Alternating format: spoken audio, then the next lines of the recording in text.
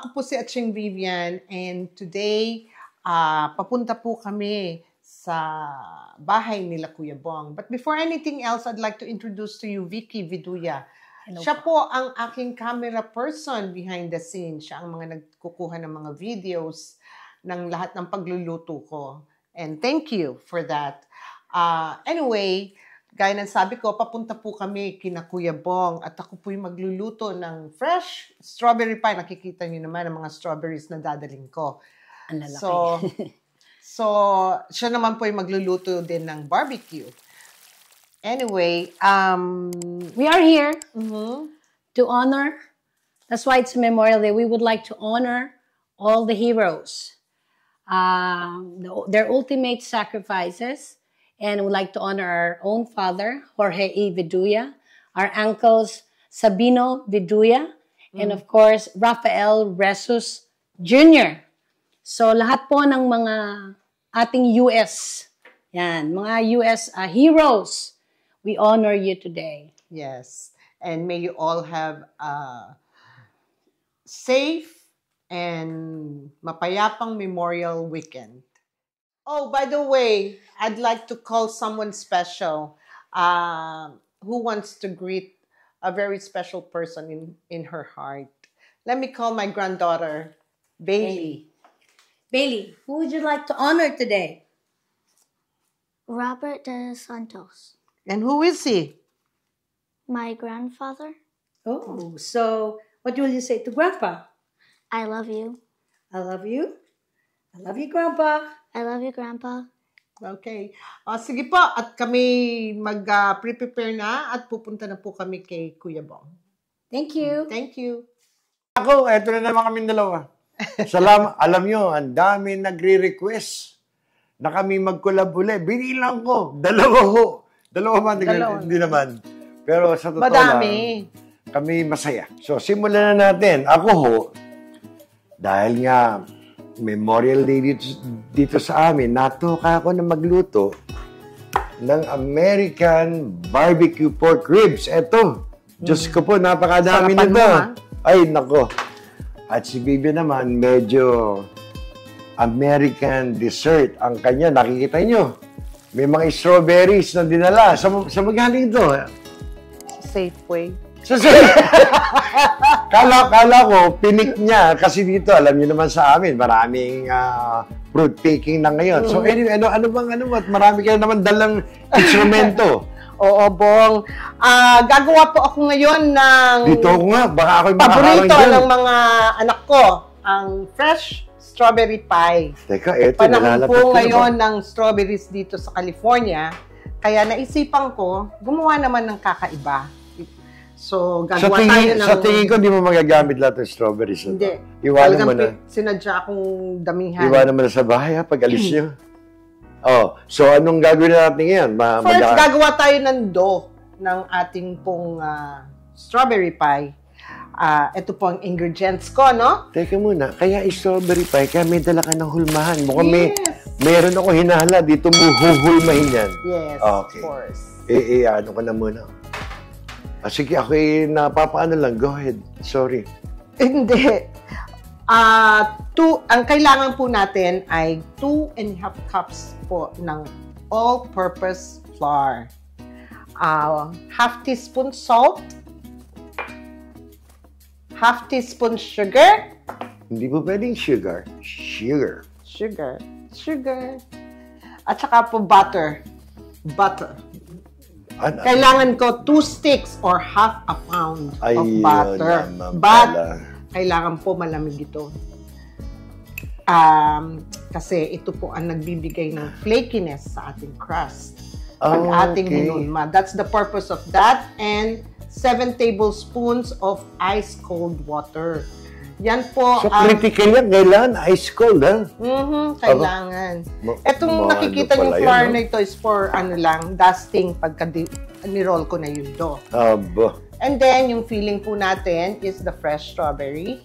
Tapos gagawa po ako ng parang glaze.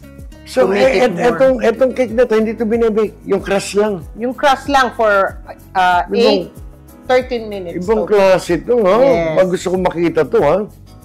Mang, ready ka pa? May gloves ka pa dala ngayon, ha? Oo.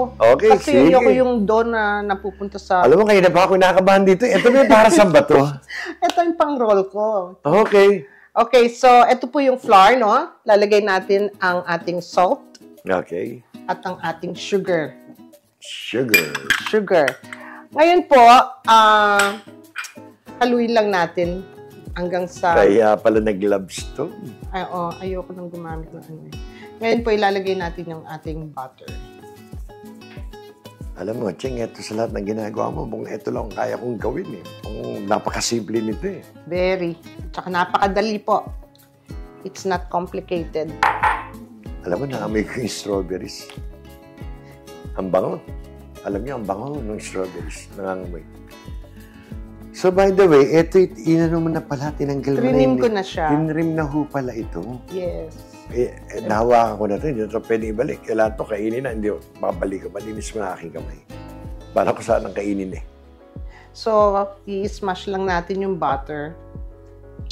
Reason why we're using butter na malamig siya at saka yung cold water is it helps the dough na pag binibake siya, it keeps the dough flaky pagkaluto. True. So, ngayon lagay natin yung ating water. So, you mean lang, yung 2.5 na flour na yan, yun lang tubig na yun, saka yung butter na yun lang kailangan? Yes. Wow. Alam niyo, mukhang madali ho ito. Ang maganda lang dito talaga, fresh na mga strawberries since may lalagay siyang syrup. Alam niyo naman, akin nagmamagaling lang. Wala naman ako alam dito. Yung barbecue mo, mamarinate mo. Naku! Ako, wag mo akong tatanungin sa mga ganyan. Yung teritoryo kayo, mga barbecue na yan, dalhin mo ng dalhin. Napakasarap po niya mag-barbecue. Yung mga binibake mo, dalhin mo na ng dalhin. Yung barbecue, iwanan mo sa akin yan. Yung, alam mo yung barbecue ribs na talaga nang humihiwalay sa laman, ano? Ay, naku. Oo, it melts in your mouth. Iti-twist natin ng konti yung barbecue, American barbecue sauce. Medyo tamisan natin ng konti. Alam mo ng mga Pilipino eh, nahanap natin yan eh. Napalaban si Adje. Pero at least, alam nyo, behind the scene, may pawisan na ho eh. So, ano na ngayon ang gagawin mo dyan sa part na yan? So, ininid na po natin ito ngayon. Iro-rolling pin. Kala ko nakaraos ka na. So, iba naman. Iyaano mo naman to. Oo. Ito po yon. Actually po, itong donto, ginagamit ko rin sa apple pie. Pero malaki po ito. Kasi yung hahatiin ito sa gitna, ang kalahati yung takip ng apple pie. Since walang takip po ang fresh strawberry pie. So, ito, para sa apple pie din, yung pinaka parang whip sa iba. Yes. Oh, malapit na ako maging baker. So, umpisan po natin. Okay. Ininid na po natin. Alam mo, minsan pag nagko-collab tayo, iniisip ko ano ginagawa ko rin dito, alam mo? Aba, pwede ka mag-rolling pin. Ayan. Okay. So, ito po hahatiin ko muna. Alam mo, kabado ako eh. Baka mamaya, kalabasan ito, Nutriban, ha? Okay. Pero alam mo, ibang-iba yung texture ng dough, ha? Nakikita ko ngayon. Mm-hmm. Alam mo ano, magiging flaky. Yeah.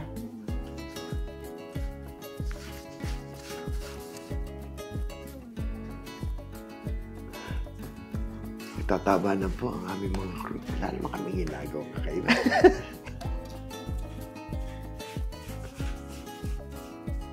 Okay.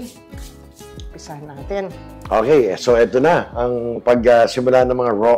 Ako na yan. Sige. Alam mo, hinihintay ko ito. May magawa ko kahit paano eh. Mukhang kaya ko yan, yung mga ganyan. Ito mo, kita nyo naman. Gumagawa po siya ng tsinelas. Ano may tsinelas ba? Baka tayo mapahiya. Dami nanonood. Oh. Request pa itong mga ito. Oh. Baka tayo mapahiya. Nung una, kala ko nga, sabi ko, bakit malamig? Oh. Paano mo ano? Aba, hindi ko rin alam. Oh, paano nangyari? Abang, paabot nga ng ating flour. Oh, ito na. Ito, inabot Yeah. ko na. Saka naman natin pag-usapan ko yung nangyari. Nagulat ko siya. Ano naman yung mga pakana mo? Binilot mo pa dyan, ha? Para hindi ka mahirapan ilagay. Oh, Iga. Para iiyaan mo lang siya, ihiga. Kaya sa bubuhati mong gano'n, pwedeng mag-crack. Yes, kasi Ang tagal, maghapon ko inisip ko saan mo gagamitin to. Ako'y kinakabahan papasukin ka ng bahay. pwede rin to kaya lang maikli eh. Maikli. Okay, ang ganda naman, no? So, At least nakikita nila yung mga technique para mas madali pag yung oo. gusto nilang gawin. Alam mo, Ngayon, guntingin natin. hindi ko akalain may mga gunting-guntingan pa sa pagbibig. Ako'y taga Marikina eh. Ginagamit namin ito sa sapatos lang. So, pagkagunting, may pagunting-gunting ka na ngayon. Next. Itatakin natin. Wow, lang may takin naman ngayon. Para Pagkagun- maganda naman ang Okay. ating crust. Sige. So, itatakin lang natin. Tapos, aayusin natin.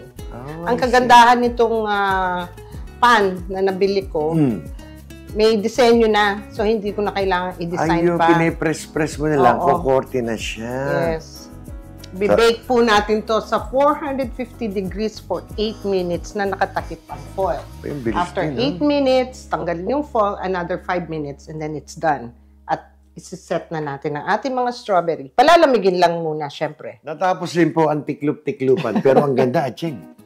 Salamat. Parang professional ang pagkakagawa to. Hindi kasi nga yung nabiling ceramic, na eh. Wala naman akong inaangal.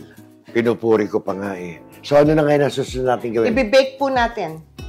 The first 8 minutes, 450 degrees. And then after that, but pag binake natin, kailangan ko siyang takpan ng foil para hindi mangitim. Critical yung part na yan.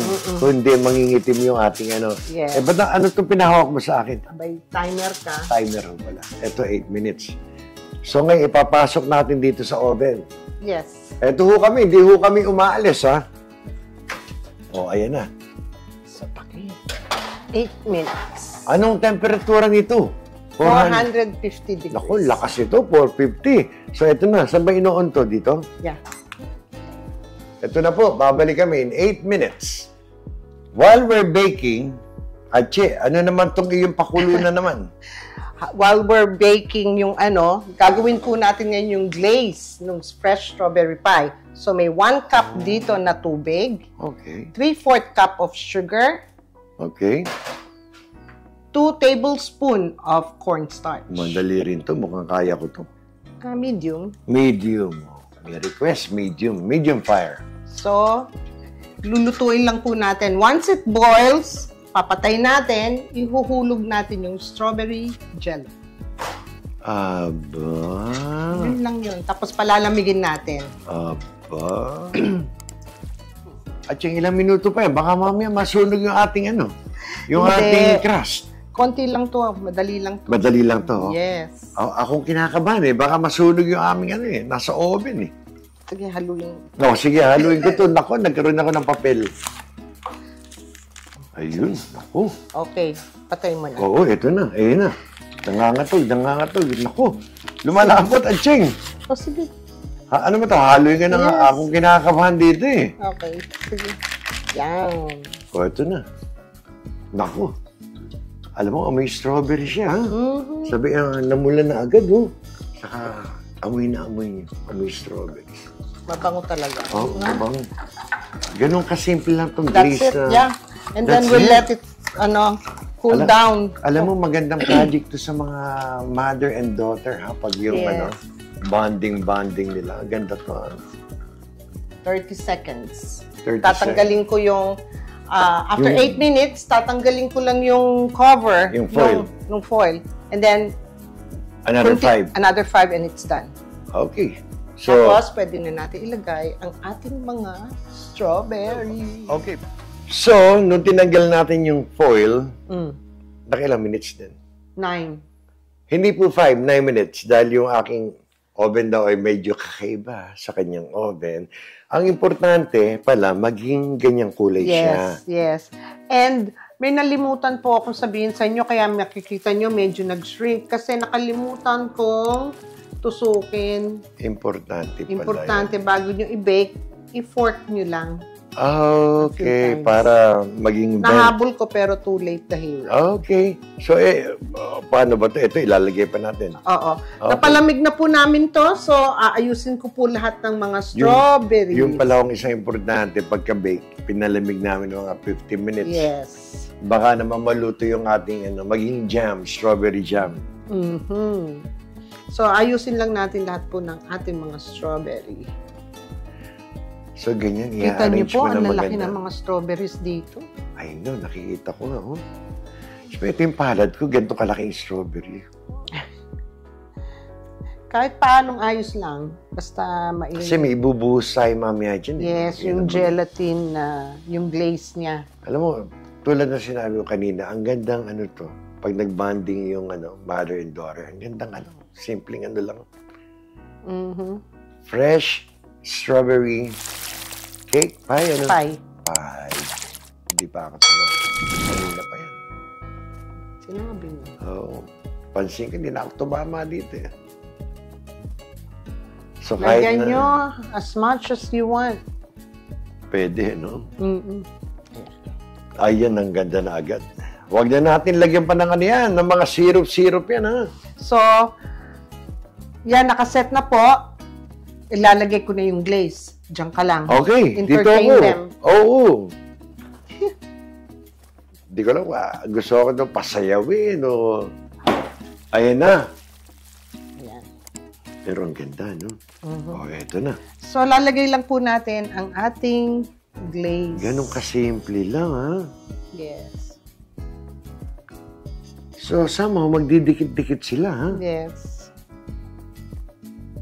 Alam mo, wala akong ideya kung paano ito i-slice, mamaya. Tapos, tapos po palamigin nyo para mag-set po yung glaze. Ilagay lang sa loob ng ref. Yes. Okay.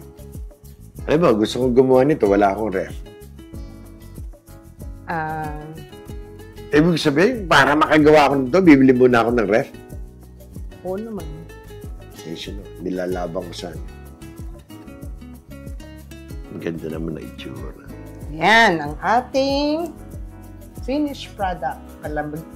Ilagay lang sa ref for about 2 hours. Di ba, normally, pag finished product, nilalagyan ng green onions. Hindi ba natin wala daw green onions. Pag kinain nyo, lagyan nyo ng whipped cream.